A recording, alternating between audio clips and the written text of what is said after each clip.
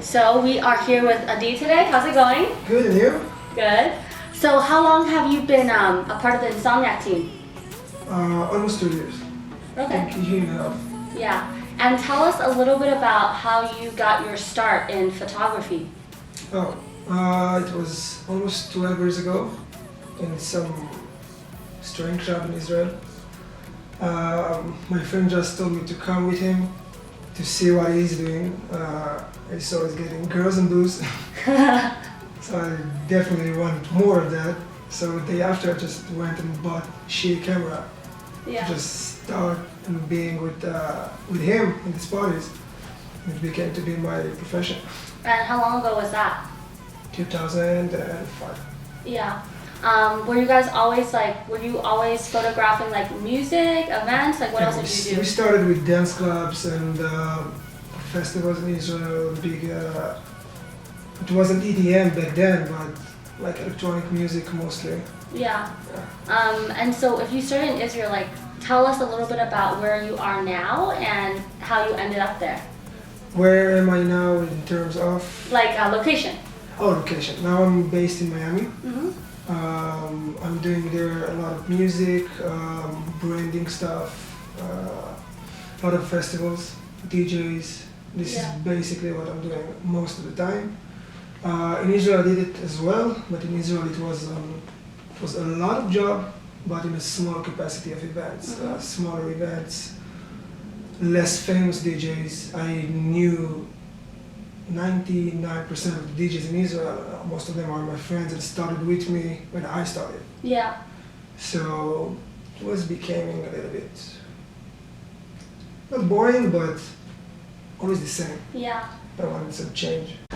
So obviously you were pretty established already in Israel. What made you decide to make the jump and move to Miami? I felt like I hit the ceiling of the things that I did in Israel. It was becoming all the same and a little bit too boring. And then I met a girl in Israel, a Jewish girl, that a year before we went into States, we decided to just, if she's American and we are going to get married, so let's try another place. Maybe it will take my career to another place. Yeah. And it's actually happened. Yeah. It's still the start. I'm only here for a year and a half, almost 2 years. I have a lot to accomplish more, but it is a good start. Yeah. It feels good. And how did you end up getting involved with Insomniac? We have a group of photographers that I got into 2 years ago. And back then, our manager of the photography department in Insomniac just started to build this team in Insomniac. So he approached me and started to ask some questions. And a couple of months after, I told him I decided to move to the States. Yeah. So he told me, okay, when you're coming in, just let me know and we will start working together. And my first event was on 2014, it was EDC Orlando. Mm-hmm. It was amazing. Yeah. What's been the favorite event you've photographed so far? This is a good question. Mostly EDC Vegas. The Insomniac festivals are the most beautiful thing I ever saw. Mm-hmm. The most organized things I ever saw. It's from the biggest thing to the smallest thing. Everything is organized so well and so nice, and they always trying to take care of the headliners in the best way they can. So when I see that, I feel very comfortable, and to do what I know, it's easier for me. Yeah. So it's always their festivals are always the best thing for me. So this week's obviously the 20th year. Do you think it's going to be different? It's going to be crazier? What do you think? It's going to be massive for sure. All of the team is waiting to see the new stages, of course. I'm sure it's going to be amazing. Yeah. Is there any one particular artist that you want to photograph this week or you're really looking forward to? It's a good question. There's hundreds of DJs there.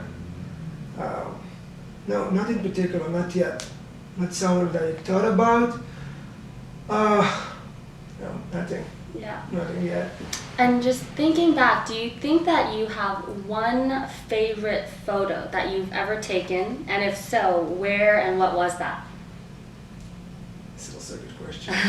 When we are shooting thousands of photos in event, so to get it down to, even when I'm trying to publish highlights after these events, you need to take thousands of photos and get it to an album of 100 photos. So I always try to find the best ones, but to choose one, it's probably from EDC Vegas when you see Cosmic Meadow with all the back, you can see behind it, the main stage, the best spot, all of the festival pretty much. Yeah. Yeah. Yeah. It's EDC Vegas in photos is just amazing. Yeah. So obviously a lot of us always see the glamorous like final product of the photo. Yeah. But if you were to explain to us what it actually entails Do you really get want to know? that perfect photo, yes, we want to know. It's something that we always talk about it. If people will saw what we are doing behind the scene, because people see the photos after we're shooting it, they say, "Oh, we are beautiful." Yeah, but we are doing a lot of adjustment on the photos. If it's Photoshop editing, if it's you had a bad day and you had a big pimple, we will remove it. You won't see it in the photo. We're taking care about every small details we see in the picture, from pimples, from some like bad makeup or anything, just everything. Yeah. And Kim wants to know, with all the equipment that you guys carry around, how much do you guys work out and how heavy is it? So it's during the big festivals, we mostly going with 2 bodies and lenses on us, pouches. It's came out to be almost like 15 kilos, 20 kilos. So we're doing. What is that in in American? The US measurements I'm still getting to used to it. This conversation. But it's like, let's say 40, 50 pounds. Okay. With the radio on us and everything, it's 12 hours a day. If you're not in shape, you won't survive the second day. Yeah. For sure. So you doing the motor speedway all the day, back and forth. Yeah. So the day after you won't feel your muscles, even if you're in shape. But the drive and the things that you want to shoot, just making you do it again. And the last day, not after the last day, we just that. We all that. Yeah. What's your favorite thing about being a photographer and just doing what you do all the time? The fact that we can capture a lot of that. My thing is to capture candid moments, and the fact that we can take these beautiful moments of people interacting with each other, having fun, feeling the music, and to see the photos that we get after it, it's really what makes the fun out of it. Yeah. A lot of the time we're doing events, big events, and you're really tired most of the day, and it's hard. People will see you with the camera. Yeah, you have the best work in the world. No, it's not the best. It has ups, it has downs. But when we see the photos, what we actually got, this is when we feel accomplished. Yeah. It's when you see these amazing moments captured. Oh, I did this. Then you feel good. Yeah. And what's the hardest thing? In photography? Oof. Be nice to everyone all the day. Yeah, it is. I mean, take a photo of me right here. You're basically working with people. You need people to interact with you, to smile when you need to pose, to just not looking into you when you're trying to get a candid. So you need always to be nice. You need always to be alert for moments, because we standing on the side and just stalking for stuff. And there's a big article I saw not long ago when they captured the eye movement of a regular person and the photographer. And our eyesight is like going thousands of places, and we're just looking for stuff all the time. Yeah. So after a couple of hours, it's became a little bit more stressful and get tired. So this is just to take this full day and to really get it good all the day, get a good strength. Yeah. And you've obviously been doing this for a long time. What's your piece of advice for someone that's, let's say, just starting out? What's the best way to learn? This is a good thing, because I actually spoke with a friend a couple of days ago that just started. I told her, listen, there's a lot of now a trend of going on Instagram and take some single shots, edit it cool way, and yeah, I've got a lot of followers and I'm a photographer. No. No, guys. Take a camera, start with not the biggest DSLR camera you can buy because it's not that expensive today. Buy a small one. Start learning with your own hands, eyes, and camera. Don't go and ask people for teach me that or teach me this. Trial and error. It's the best way to learn photography. Just take a camera, go outside. If you want to shoot festivals, go and just pay a ticket, go inside the festival and start get some shots. Don't try to get it short, because then you will just be like every other photographer. Because as a photographer, if you want to succeed, you have to give something from your own. If you're like everyone else, you won't succeed, or you just won't get to the point that you want to get. You won't be like everybody else. Yeah. So when you actually go and shoot and not really looking for people for advices, you're making your own style of photography. Oh, this is nice, yeah, I'll keep it going like that. And this is the best way. Not going and teaching courses and classes, it's art, Yeah. basically.